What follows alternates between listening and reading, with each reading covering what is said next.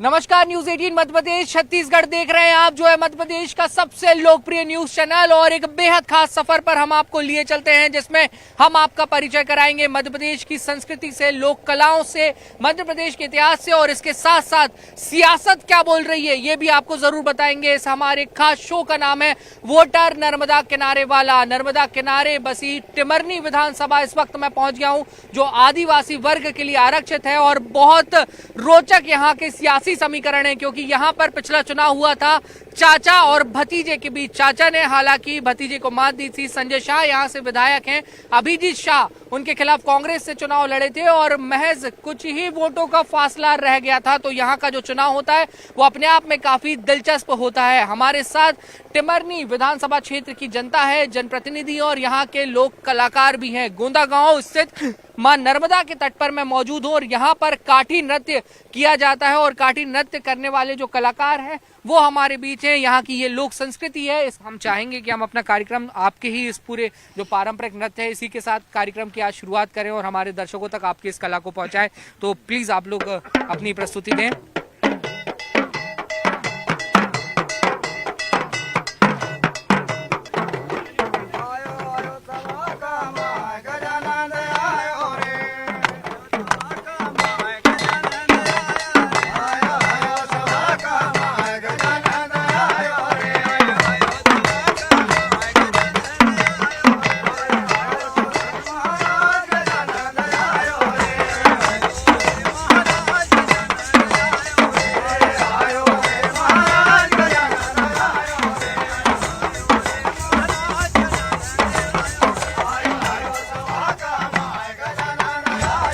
तो देखिए, ये थे हमारे साथ बहुत विशेष कलाकार जो मां नर्मदा के तट पर निवास करते हैं और इस तरह से अपने उत्सवों को, त्योहारों को मनाते हैं। ये वोटर भी हैं और जब चुनावी मैदान में जब पार्टियां आएंगी और इनसे वोट मांगेंगी तो ये अपनी बात को भी उनके बीच रखेंगे। इनकी क्या कुछ समस्या हैं, इनसे भी चलिए आपका परिचय कराते हैं। क्या आप लोगों की कुछ मांगे हैं, कुछ समस्याएं हैं जिनको आप चाहते हैं कि सरकार जिन पे ध्यान दे?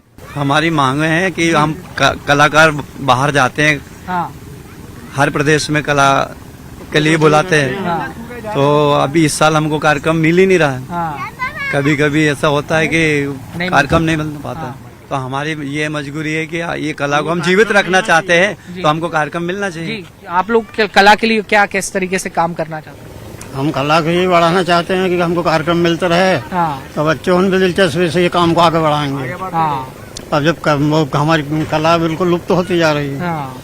तो फिर हम कहाँ से करेंगे काम? तो देखिए, ये नर्मदा किनारे बसने वाले कलाकार हैं और ये चाहते हैं कि इनकी कला अब इनके साथ अगली पीढ़ी को भी पहुंचे। और इसके लिए जरूरी है कि सरकार और शासन प्रशासन इनका साथ दे, ताकि इनको लगातार बड़े मंच मिले, बड़े कलाकारों के बीच ये लोग भी पहुंचे और वहां पर अपनी इस कला का परिचय दे सकें।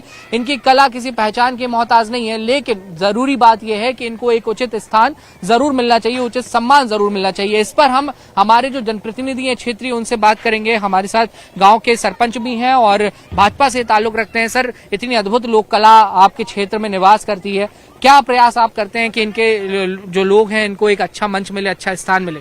नहीं, हमारे क्षेत्र में अभी तक इसी वर्ष ही उनका प्रोग्राम में मतलब मिल नहीं रहा। नहीं तो प्रति वर्ष अपने मध्य प्रदेश में, अपने भोपाल संभाग में सबसे उनका लोक नृत्य कार्यक्रम चलता रहता है।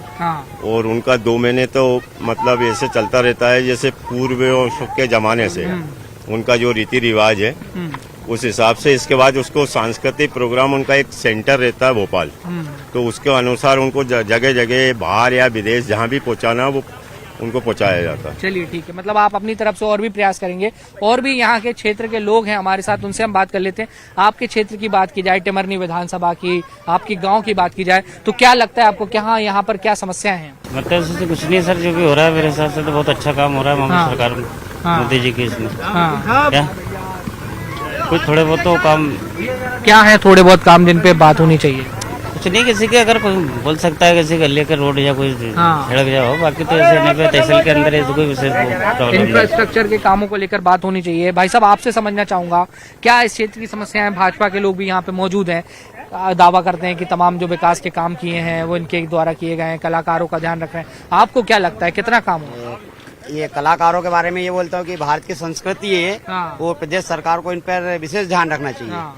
ये यदि हमारी संस्कृति विलुप्त हो जाएगी तो इन्हें कहाँ से लेके आएंगे हम, कहाँ से ढूंढ के विदेश से ढूंढेंगे, विदेश में कोई वो है नहीं। क्षेत्रीय समस्याओं की बात करें तो क्या समस्या है? क्षेत्र की क्या, विकास के बारे में तो कुछ नहीं बोल सकते, विकास तो कुछ हुआ है, लेकिन स्वास्थ्य और शिक्षा के बारे में विशेष सरकार को ध्यान रखना चाहिए था और रखना चाहिए, और आने वाली सरकार को भी रखेगी तो ही आगे जाएगी, सक्सेस होगी। बाकी इस बारे में तो मैं बता सकता हूँ, क्योंकि बच्चे यहाँ के जो भी है वो एक्चुअल बाहरी है, गांव में इतनी शिक्षा नहीं है, और गरीब वर्गों को चाहिए शिक्षा और स्वास्थ्य। और शिक्षा के बारे में तो मैं नहीं बोल सकता, शिक्षा के बारे में तो बहुत स्थिति बता रहे हैं सर कि खराब है, शिक्षा नहीं है, स्वास्थ्य नहीं है, युवा पलायन करने के लिए परेशानी। क्यों ऐसा? विकास तो यहाँ हुआ, अभी हमारे यहाँ से 10 किलोमीटर दूर करतारा में तो समराई स्कूल जो खुला है, विकास तो हुआ, पर अधिकतर गवर्नमेंट को ये भी ध्यान देना चाहिए कि गाँव जो है अच्छे स्कूल, अच्छे स्वास्थ्य केंद्र, अच्छी सुविधाएं जो है शहरों में तो हो ही रहे हैं, कुछ गाँव से 10 किलोमीटर 8 किलोमीटर दूर पे जहाँ शहर टाइप के है वहाँ भी हो रहे हैं। पर हमारा मतलब ये है कि हर ग्राम में उप स्वास्थ्य केंद्र, ताकि कोई बीमारी जैसी कोरोना महामारी जैसी बीमारी हो तो उनका फायदा मिल सके।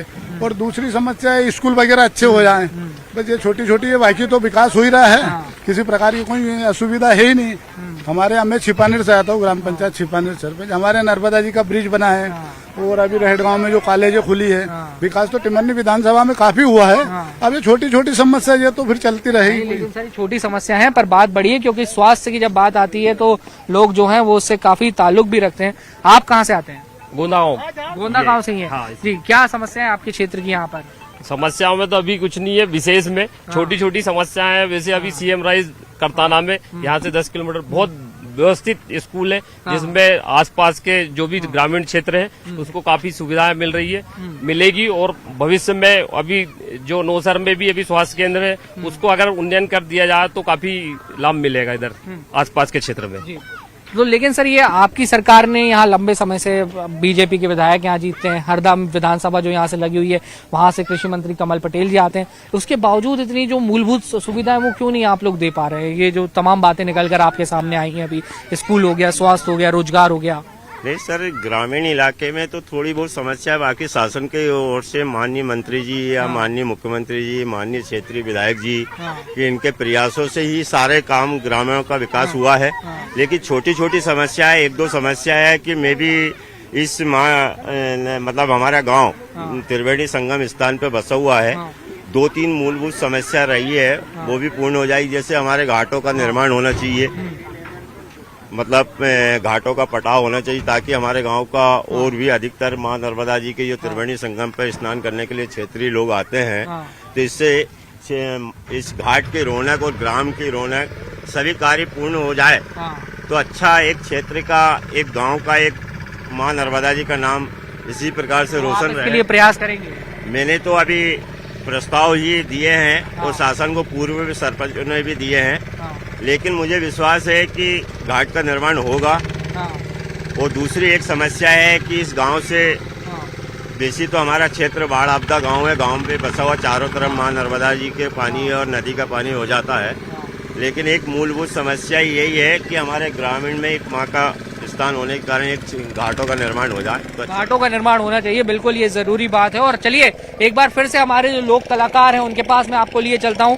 आपने जो पिछली प्रस्तुति दी बहुत शानदार थी, एक और कोई प्रस्तुति एक और किसी गीत पर, भजन पर आप जरूर हमारे दर्शकों के लिए देंगे तो बहुत अच्छा लगेगा जी।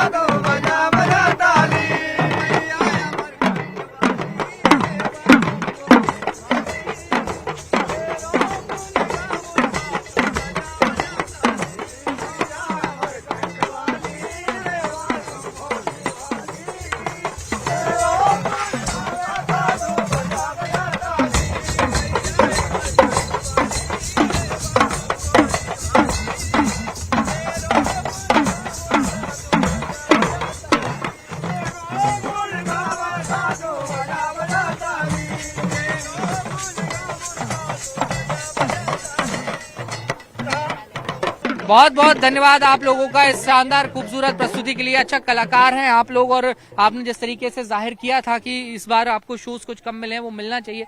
ये महंगाई की मार आप लोगों पे भी पड़ रही है क्या? महंगाई की तो बड़ी रही ना, पेमेंट कम मिलता है। हाँ। जाने आने का किराया में भी हमारा खर्च पैसा हो जाता है। और आम लोग भी महंगाई से बहुत हाँ बहुत पंगे महंगाई से तो। चलिए ठीक है, तो हमारे जो जनप्रतिनिधि हैं और इस क्षेत्र के वरिष्ठ जन भी हमारे साथ हैं। दादा जो कलाकार हैं और जो आम लोग भी यहाँ पे थे, उन्होंने भी बताया कि थोड़ी सी लोग महंगाई से परेशान है।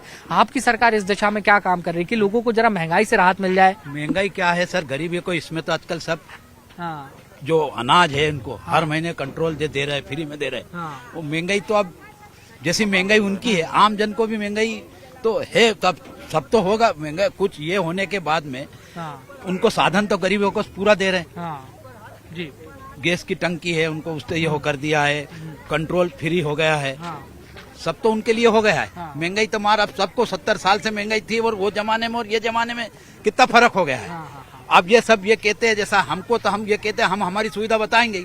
हम या आप अभी आज हरदा से आए या कहीं से भी आए, हमको ये 10-15 साल में जो 20 साल से इसमें रोड बनाने तो हम हरदा से आ ही नहीं सकते थे। आज ये रोड बनने के कारण कम से कम 20 चक्कर तुम सुबह शाम आ सकते हो। शिक्षा का देखोगे तो हमारे यहाँ 12वीं तक स्कूल हो गया, सेंटर यहाँ पे है, पुल यहाँ से 5 किलोमीटर में छिपानेर का रहवासी हूँ, वहाँ पुल बने ले। यहाँ से आप सिवनी तहसील थोड़ी सी दूर है, वहाँ पुल बने ले। विकास तो इतने हुए हैं कि पूछो मत, जो 70 साल में नहीं थे वो अब हुए ले। यहाँ भी बन जाना चाहिए गोंदा गांव में पुल, तो हम देख रहे हैं। आप एक बात बताइए कि जैसा आपको ये आप ये छत्तीसगढ़ लेके फिर रहे हैं, ये हर कितने किलोमीटर पे आप रख सकते हो? तो यहाँ से आप 5 किलोमीटर है तो लागत, और ये तो देखो जाए 5 किलोमीटर पे ये कर दिया है पुल का। ये भी तो है ना, आवागमन सबसे ज्यादा उधर था, यहाँ आवागमन ही नहीं था। और यहाँ सबसे ज्यादा माई का खतरा है, यहाँ पानी गहरा है वो हिसाब से। उसके बाद में निमाड़ में भी बने ले, निमाड़ में 4 लेन हो गया, इधर से आवली घाट पे है, अभी वहाँ भी पुल बन गया है। तो अब उसके बाद में थोड़ा सा दूर यहाँ अपना गाडरापुर है, वहाँ भी पुल बन गए हैं।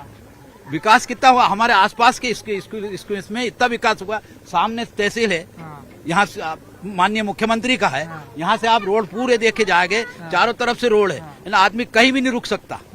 चलिए ठीक है, आपका दावा है कि विकास के काम हम लोग लगातार कर रहे हैं। महंगाई के लिए भी तमाम योजनाएं चल रही हैं। गैस सिलेंडर को सस्ता कर दिया, लाडली बहनों के लिए लाडली बहना जैसी योजना सरकार ने शुरू कर दी है, और राशन भी दिया जा रहा है। सर, चुनाव अब बेहद नजदीक है, चुनाव का क्या माहौल लगता है? बीजेपी कांग्रेस के बीच अच्छी एक टक्कर देखने को मिलेगी या कुछ एक तरफा माहौल है?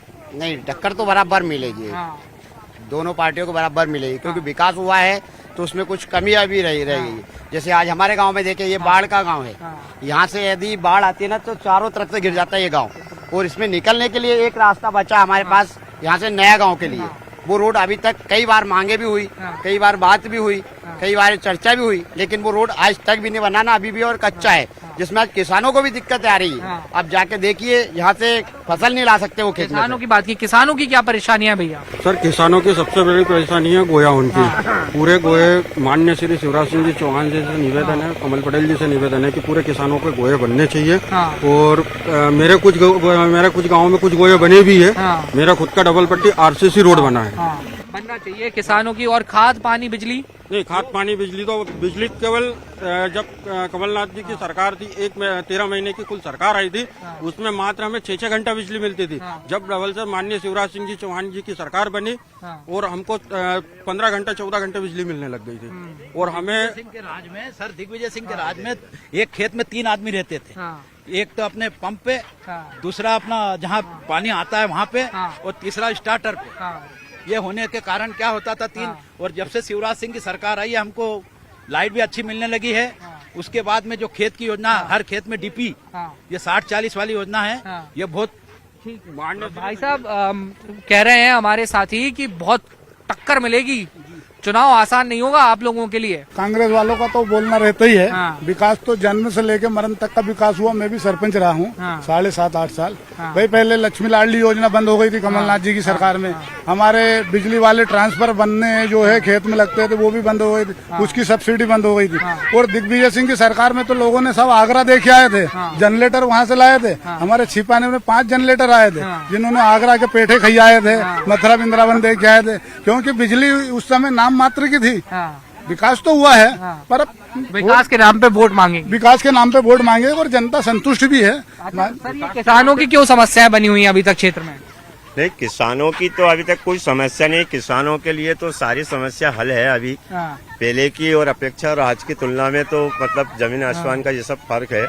ऐसी कोई समस्या नहीं है। किसानों को तो सरकार मुआवजा भी दिया है। अगर प्रीमियम कटा है, उसका इंटरेस्ट कटा है तो उसको बीमा भी मिला है। फसलों को अभी तक कांग्रेस की सरकार ने अभी तक ऐसी योजना नहीं लाया था जो माननीय हमारे मुख्यमंत्री जी शिवराज जी ने लेके क्षेत्र में किसानों की हालत की। नहीं तो पहले 200 रुपए कुंटल गेहूं बिकते थे, आज 2000 रुपए। चलिए ठीक है, आप लोगों के अपने अपने दावे हैं, कांग्रेस का अपना जो दावा है और कुछ लोगों की जो परेशानियां हैं वो कांग्रेस जाहिर कर रही है।